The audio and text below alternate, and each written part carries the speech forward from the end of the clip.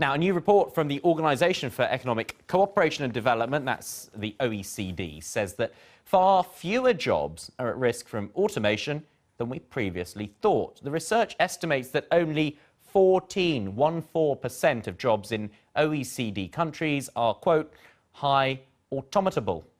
You try saying that. This compares to an older study by the University of Oxford, which arrived at a figure of 47%. Well, with me is Professor Birgitte Andersen, Chief Executive and co-creator of the Big Innovation Centre. Really good to have you with us. So, when you keep hearing these differing figures, how do they calculate? How do they work this out? What are they basing these forecasts and assumptions on? Well, I think it's very important here to understand what's what. So on the one hand, we have job tasks being automated. On the other hand, we have the full jobs. And we also have software programs doing some of the jobs, or we have physical robots. And sometimes some estimates are about the physical robots of the entire job, or it could be the software program and just a task.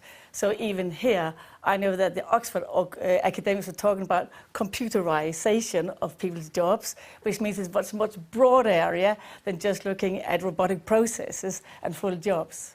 And between the two studies, is there any sort of agreement about certain jobs that will almost certainly be affected and automated in future? Well, we all know that we have historically jobs that have been automated has been related to quite low-paid jobs like the mechanization of agriculture. We had the manufacturing, but now it's very much about high-paid job, knowledge-intensive business services, finance, insurance, real estate, legal services. The OECD report did focus also a lot on low-paid jobs in terms of definitely what the Financial Times has picked up as a big thing. But actually, it is the high-paid jobs where you're seeing the biggest transformations because they're not used to be automated. We always think of these a legal service or financial service almost like being craft-based service. But now actually, through artificial intelligence and computerization, these jobs can actually become automated in many ways.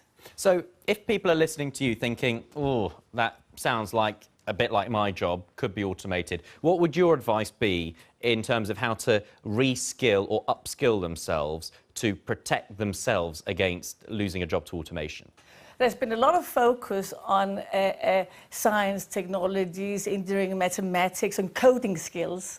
But actually, the big skills is the soft skills on how to learn to work with platforms or computer programs or interacting human and machine. It's not that we're becoming a concept, as some people say, humanity is becoming a concept, but really it's the soft skills that's very important. So there will be a lot of kind of transformation of jobs, and lifelong learning is of course important. OK, Professor Andersen, really good to get your thoughts. Thank you very much indeed. And as I always say, there's got to be someone to switch it off and switch it back on again when it all goes wrong.